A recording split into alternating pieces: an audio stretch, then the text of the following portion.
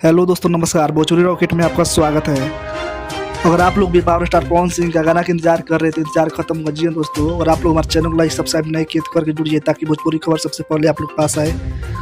जी हाँ दोस्तों, बहुत लोग बोल रहे थे पवन सिंह मगैया सॉन्ग नहीं गाएंगे। जी हाँ दोस्तों, ये तो गलत बात था यार। यार सुपर स्टार है, पावर स्टार है यार, वो कुछ भी गा सकते हैं। उनके लिए कौन सा भारी बात है।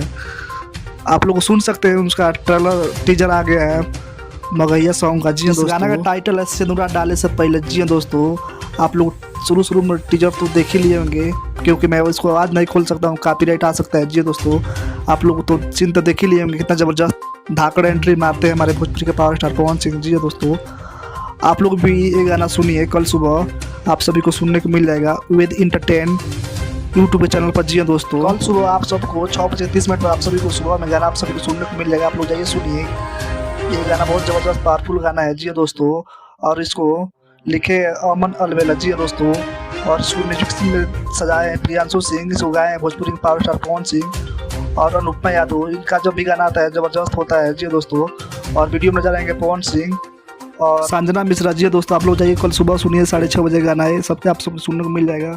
तब तक के लिए धन्यवाद, मिलते हैं अगले वीडियो में।